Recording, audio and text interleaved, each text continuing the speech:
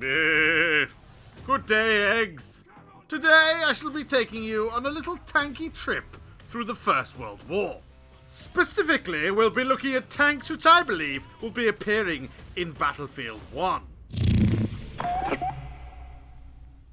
Starting with a little peeky-weeky at the trailer, we can quite beautifully identify some top-notch British tankies. Woof! The British tanks seen here came in many variations, because one design simply wasn't enough for giving old Jerry a damn good thrashing. Half of the initial 150 Mark 1s created were equipped with Vickers machine guns, rather than the Hotchkiss 6-pounder guns. By Jove, they pack a punch! The large amount of variation made throughout the war to these quality British tanks has been wondrously high hopes that we'll be able to customise our tanks at a traditional battlefield.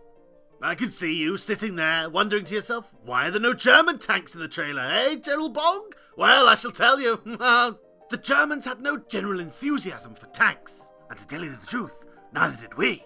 Instead, Jerry put his mind towards developing anti-tank weaponry, such as stick grenades used to destroy the tank's tracks, and the Mauser 13.2 tank Gewehr, whose rounds could penetrate the British tank armour.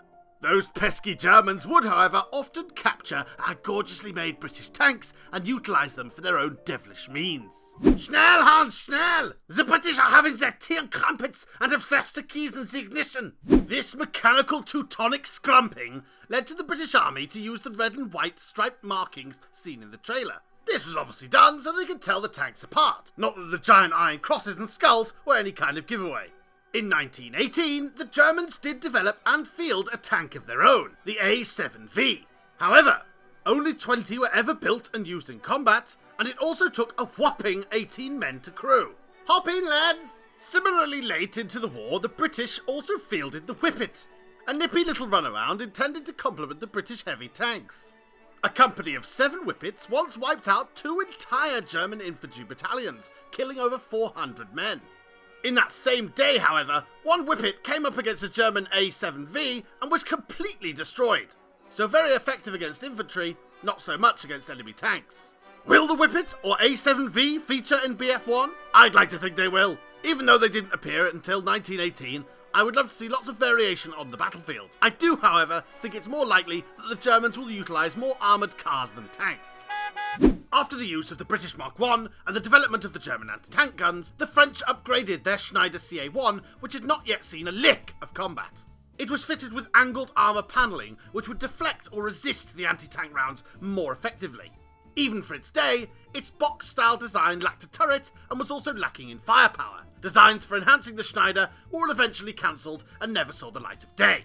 Later into the war, the Franks sported a very iconic 2-man tank, the Renault FT. This light tank needed only 2 men to field and was widely used towards the end of the war in 1918.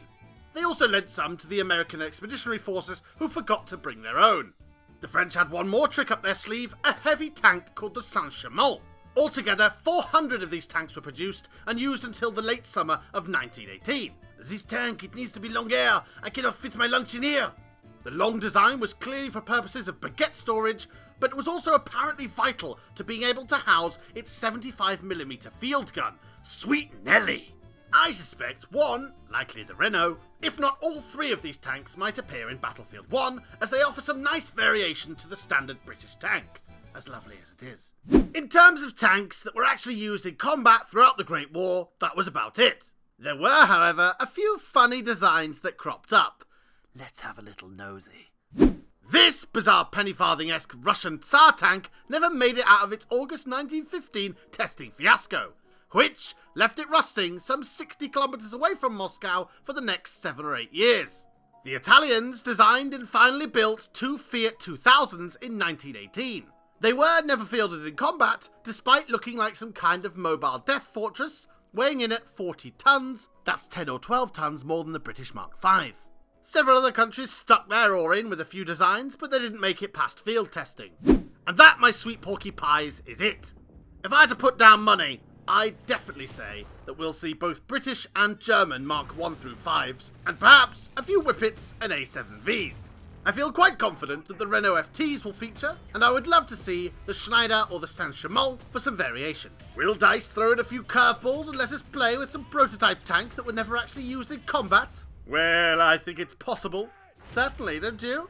We've seen giant sharks and drivable sofas before. Why not a few prototype tanks, eh? But that, today, is it.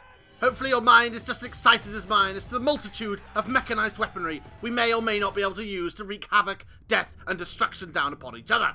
If you've enjoyed this video, hit the like and subscribe buttons and leave me a delicious comment.